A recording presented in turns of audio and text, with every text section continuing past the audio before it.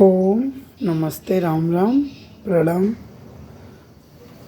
एक बार पुनः आप लोगों के सामने श्रीमद् भगवद गीता का एक नया अध्याय लेकर आए हैं। आज का अध्याय है अष्टम अध्याय। सप्तम अध्याय में हमने प्रभु से जाना कि कैसे प्रभु के 4 प्रकार के प्रिय भक्त होते हैं: आर्त, जिज्ञासु, अर्थार्थी और ज्ञानी। इन चारों भक्तों में ज्ञानी भक्त जो है वो प्रभु को बहुत प्रिय है।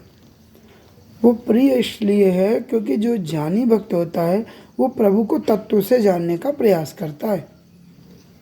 तत्व से जानने का अर्थ है अपने भीतर, अपने घट घट में अपने प्रभु को ढूंढता है, सब में परमात्मा को देखने की प्रयास करता है। इसलिए ज्ञानी भक्त भगवान को बहुत प्रिय है। चलिए अब अगली कड़ी में अष्टम अध्याय में प्रवेश करते हैं। ओम श्री परमात्मने नमः। अथ अष्टमो अध्याय। ओम श्री अर्जुन उवाच किम तद्ब्रह्म किम अध्यात्मं किम कर्म पुरुषोत्तम अधिभूतं च किम प्रोक्तम अधिदैवं किम उच्यते। अर्जुन ने कहा, हे पुरुषोत्तम, वह ब्रह्म क्या है, अध्यात्म क्या है, कर्म क्या है, अधिभूत नाम से क्या कहा गया है और अधिदैव किसको कहते हैं। अधियज्ञः कथम कोत्र देहेस्मिन् मधुसूदन प्रयाण काले च कथम जेयोऽसि नियतात्मभिः। हे मधुसूदन, यहाँ अधियज्ञ कौन है और वह इस शरीर में कैसे है तथा युक्त चित्त वाले पुरुषों द्वारा अंत समय में आप किस प्रकार जानने में आते हैं। तब भगवान शंकाओं का समाधान करते हुए कहते हैं, ओम श्री भगवान उवाच अक्षरं ब्रह्म परमं स्वभावोऽध्यात्ममुच्यते भूतभावोद्भवकरो विसर्गः कर्म संजितः। श्री भगवान ने कहा, परम अक्षर ब्रह्म है। परम अक्षर ब्रह्म है, अपना स्वरूप अर्थात जीवात्मा आध्यात्म नाम से कहा जाता है तथा भूतों के भाव को उत्पन्न करने वाला जो त्याग है वह कर्म नाम से कहा गया है। अधियज्ञ अधिभूतम क्षरो भाव पुरुषश्चाधिदैवतम अधियज्ञोहमेवात्र देहे देहभृताम वर। उत्पत्ति विनाश धर्म वाले सब पदार्थ अधिभूत हैं, जिनकी उत्पत्ति होती है और जिनको नष्ट होना है, ऐसे पदार्थों को अधिभूत कहते हैं। हिरण्यमय पुरुष अधिदैव हैं। और हे देहधारियों में श्रेष्ठ अर्जुन, इस शरीर में मैं वासुदेव ही अंतर्यामी रूप से अधियज्ञ हूँ। अंतकाले च मामेव स्मरन् मुक्त्वा कलेवरम यह प्रयाति समद्भावम याति नास्त्यत्र संशय। जो पुरुष अंतकाल में मुझको स्मरण करता हुआ ही शरीर को त्याग कर जाता है वह मेरे साक्षात स्वरूप को प्राप्त होता है, इसमें कुछ भी संशय नहीं है।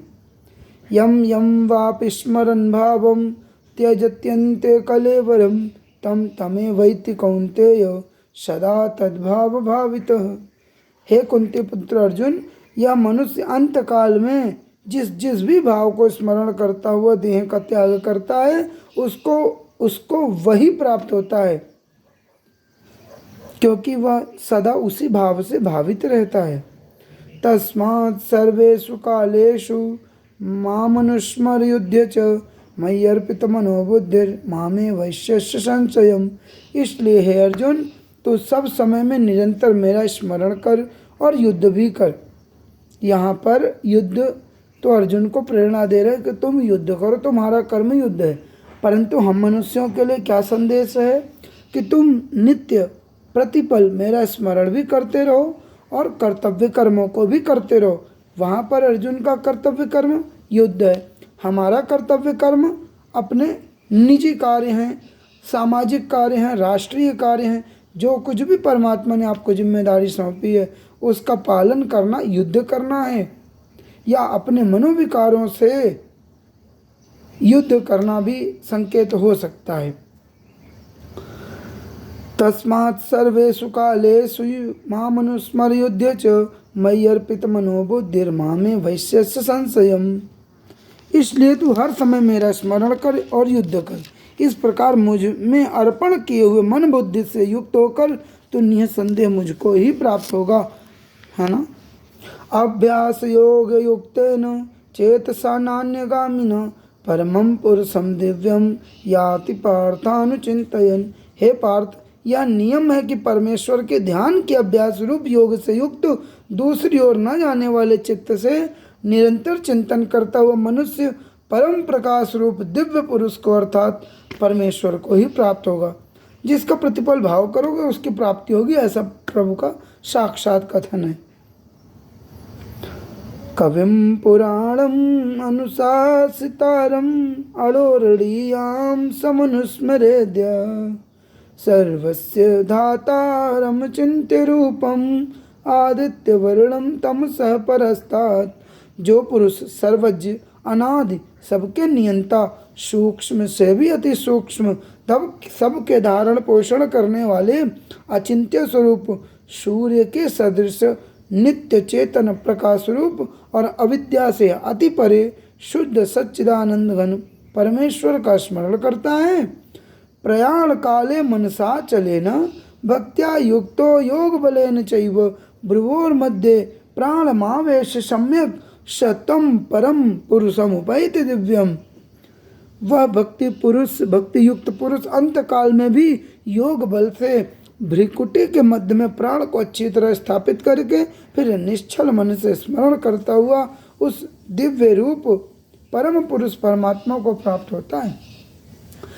प्रभु अपने को प्राप्त करने के लिए युक्ति बताते हुए कहते हैं कि जब किसी व्यक्ति का अंत काल निकट आ जाए तो उसे अपने दोनों भौं के मध्य में भ्रू मध्य रेखा पर केंद्रित करके मन को फिर मेरा निश्चल मन से शुद्ध भाव से मेरा स्मरण करे तो निश्चय ही मेरे को प्राप्त होगा। यदक्षरं वेद विदो वदन्ति विशन्ति यद्यतयो वीतरागा यदिच्छन्तो ब्रह्मचर्यं चरन्ति तत्ते पदम संग्रहण प्रवक्षे। वेद के जानने वाले विद्वान जिस सच्चिदानंद घन परम पद को अविनाशी कहते हैं, आसक्ति रहित यत्नशील सन्यासी महात्मा जन जिसमें प्रवेश करते हैं और जिस परम पद को चाहने वाले ब्रह्मचारी लोग ब्रह्मचर्य का आचरण करते हैं, उस परम पद को मैं तेरे लिए संक्षेप में कहूँगा, शॉर्टकट में कहूँगा। सर्वद्वाराणि संयम्य मनोहृदि निरुध्य च मूर्धन्यधायात्मनः प्राणम आस्थितो योगधारणम्। ओमित्येकाक्षरं ब्रह्म व्याहरन् मामनुस्मरन् यः प्रयाति त्यजन्देहं सयाति परमां गतिम। सब इंद्रियों के द्वारों को रोक कर कान, आँख, मुंह, नाक, गुदा द्वार, मल द्वार, मूत्र द्वार, जितने भी प्रकार के छिद्र हैं, इंद्रियों के द्वारों को रोक करके तथा मन को हृदय प्रदेश में स्थापित करके फिर उस जीते हुए मन के द्वारा प्राण को मस्तक पर स्थापित करके परमात्मा संबंधी योग धारणा में स्थित होकर जो पुरुष ओम इस एक अक्षर रूप ब्रह्म को उच्चारण करता हुआ और उसके अर्थ स्वरूप मुझ निर्गुण ब्रह्म का चिंतन करता हुआ शरीर को त्याग कर जाता है, वह पुरुष परम गति को प्राप्त होता है। कैसे सरल व्याख्या है, बहुत सुंदर। अनन्य चेता सततम यो माम स्मरति नित्यस्य तस्याहं सुलभ पार्थ नित्य युक्तस्य योगिनः।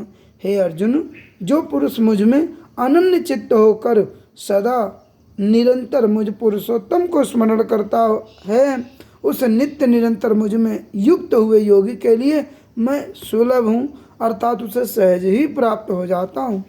मामुपेत्य पुनर्जन्म दुःखालयम् अशाश्वतं नाप्नुवन्ति महात्मानः संसिद्धिं परमां गताः। परम सिद्धि को प्राप्त महात्मा जन मुझको प्राप्त होकर दुखों के घर एवं क्षणभंगुर पुनर्जन्म को प्राप्त नहीं होते, जन्म मरण के चक्कर से मुक्त हो जाते हैं। आ ब्रह्म भुवना लोकाः पुनरावर्तिनो अर्जुन मामुपेत्य तो कौन्तेय पुनर्जन्म न विद्यते। हे अर्जुन, ब्रह्मलोक पर्यंत सब लोग पुनरावर्ती हैं। जैसे ब्रह्मलोक को बहुत महान शब्दों में वर्णन किया जाता है कि ब्रह्मलोक एक बहुत श्रेष्ठ लोक है, किंतु प्रभु इसके विषय में भी कहते हैं कि ब्रह्मलोक पर्यंत सब लोग पुनरावर्ती हैं। यहाँ पर गए हुए मनुष्य पुण्य क्षीण होने पर वापस धरती पर आएंगे, परंतु हे कुंती पुत्र अर्जुन, मुझको प्राप्त होकर पुनर्जन्म नहीं होगा, क्योंकि मैं कालातीत हूँ और ये सब ब्रह्मा आदि के लोक काल के द्वारा सीमित होने से अनित्य हैं। सहस्त्रयुग पर्यंतम हरियद ब्रह्मणो विदुः रात्रिम युग सहस्त्रांताम तेहो रात्र विदो जना। ब्रह्मा का जो एक दिन है उसको 1000 चतुर्युगी तक की अवधि वाला, और रात्रि को भी 1000 चतुर्युगी तक की अवधि वाली जो पुरुष तत्व से जानते हैं वे योगीजन काल के तत्वों को जानने वाले हैं। काल की गणना ब्रह्मा का एक दिन बता रहे हैं, इतना बड़ा होता है। अव्यक्ताद् व्यक्तया सर्वाः प्रभवन्त्यः रागमे रात्र्या गमे प्रलीयन्ते तत्रैवाव्यक्त संजके। संपूर्ण चराचर भूतगण ब्रह्मा के दिन के प्रवेश काल में अव्यक्त से ब्रह्मा के सूक्ष्म शरीर से उत्पन्न होते हैं, और ब्रह्मा की रात्रि के प्रवेश काल में उस अव्यक्त नामक ब्रह्मा के सूक्ष्म शरीर में ही लीन हो जाते हैं। जो जाता है वो आता है। भूतग्रामः एवायं भूत्वा भूत्वा प्रलीयते रात्र्यागमे वसः पार्थ प्रभवत्यः रागमे। हे पार्थ, वही यह भूत समुदाय उत्पन्न होकर प्रकृति के वश में हुआ रात्रि के प्रवेश काल में लीन हो जाता है और दिन के प्रवेश काल में फिर उत्पन्न होता है। परस्तस्मात् भावोऽन्यो व्यक्तो व्यक्तात् सनातनः यः स सर्वेषु भूतेषु नश्यत्सु न विनश्यति। उस अव्यक्त से भी अति परे दूसरा अर्थात विलक्षण जो सनातन अव्यक्त भाव है वह परम दिव्य पुरुष सब भूतों के नष्ट होने पर भी नष्ट नहीं होता। कौन नष्ट नहीं होता? उस अव्यक्त से भी जो अति परे है। अति परे किसके विषय में कह रहे हैं? परम दिव्य पुरुष के विषय में स्वयं के प्रति कह रहे हैं कि वह कभी भी नष्ट नहीं होता। अव्यक्तोऽक्षरित्युक्तस्तमाहु परमां गतिं यं प्राप्य न निवर्तन्ते तद्धाम परमं मम। जो अव्यक्त अक्षर इस नाम से कहा गया है उसी अक्षर नामक अव्यक्त भाव को परम गति कहते हैं, तथा जिस सनातन अव्यक्त भाव को प्राप्त होकर मनुष्य वापस नहीं आता वही मेरा परम धाम है, जहाँ से फिर लौटने का पुनः जाने का आने का चक्कर नहीं लगाना पड़ता, वो मेरा परम धाम है। पुरुषः सपरः पार्थ भक्त्या लभ्यस्त्वनन्यया यस्यान्तःस्थानि भूतानि येन सर्वमिदं ततम्। हे पार्थ, जिस परमात्मा के अंतर्गत सर्वभूत हैं और जिस सच्चिदानंद घन परमात्मा से यह समस्त जगत परिपूर्ण है वह सनातन अव्यक्त परम पुरुष तो अनन्य भक्ति से ही प्राप्त होने योग्य है।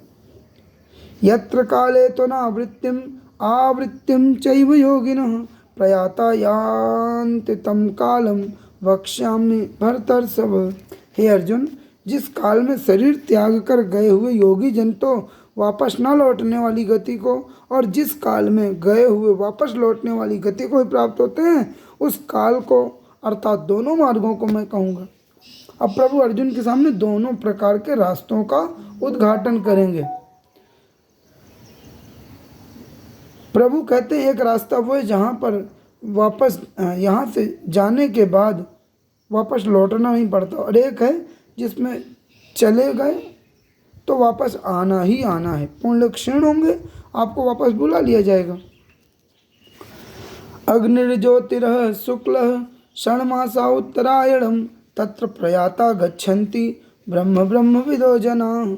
जिस मार्ग में ज्योतिर्मय अग्नि अभिमानी देवता है, दिन का अभिमानी देवता है, शुक्ल पक्ष का अभिमानी देवता है और उत्तरायण के 6 महीनों का अभिमानी देवता है, उस मार्ग में मर कर गए हुए ब्रह्मवेत्ता योगीजन उपर्युक्त देवताओं द्वारा क्रम से लाए जाकर ब्रह्म को प्राप्त होते हैं। प्रभु यहाँ पर एक रहस्य उद्घाटित करते हैं कि कौन यहाँ से जब किसी की मृत्यु होती है यहाँ पर, तो ऐसा कौन है जो वापस चक्कर में नहीं आएगा और ऐसा कौन है जो चक्कर में आना ही आना है। तो प्रभु कहते हैं जिस मार्ग में अग्नि अभिमानी देवता है, अग्नि अभिमानी देवता मतलब वायुमंडल में अग्नि का तेज बढ़ जाएगा, सूर्य की रोशनी तीव्र हो जाएगी। दिन का अभिमानी देवता है, अर्थात दिन जब तक सूर्य प्रकाशित रहता है तब तक की अवधि में। शुक्ल पक्ष का अभिमानी देवता है, शुक्ल पक्ष का अभिमानी देवता सूर्य नारायण और उत्तरायण के 6 महीनों का अभिमानी देवता है, ये भी सूर्य नारायण ही है। उत्तरायण के 6 महीनों का अभिमानी देवता है। उस मार्ग में मर कर गए हुए ब्रह्मवेत्ता योगीजन उपर्युक्त देवताओं द्वारा क्रम से ले जाए जाकर ब्रह्म को प्राप्त होते हैं। धूमो रात्रिस्तथा कृष्ण षण्मासा दक्षिणायनम तत्र चांद्रम असम ज्योतिर योगी प्राप्य निवर्तते। जिस मार्ग में धूम अभिमानी देवता है, रात्रि अभिमानी देवता है तथा कृष्ण पक्ष का अभिमानी देवता है और दक्षिणायन के 6 महीनों का अभिमानी देवता है, उस मार्ग में मर कर गया हुआ सकाम कर्म करने वाला योगी उपर्युक्त देवताओं द्वारा क्रम से ले गया हुआ चंद्रमा की ज्योति को प्राप्त होकर स्वर्ग में अपने शुभ कर्मों का फल भोग कर वापस आता है। अर्थात जो उत्तरायण में जिनके प्राण निकलते हैं दिन में, उत्तरायण के दिन में प्राण निकलते हैं। और सबसे बड़ी बात तो ये कह रहे हैं कि जो शुभ कर्मों वाला योगी है, ऐसे लक्षण तो होने चाहिए कि उत्तरायण में देह को त्यागे, दिन के समय देह को त्यागे, लेकिन वो व्यक्ति योग को साध भी रहा हो, योग का साधक भी रहा हो, तब उसे बार बार जन्म मृत्यु का चक्कर नहीं करना पड़ता। लेकिन यदि कोई शुक्ल कृष्ण गति येते, यदि कोई शुक्ल पक्ष में नहीं, कृष्ण पक्ष में, अर्थात जब अंधेरी रात अधिक होने लग जाती है, कृष्ण पक्ष में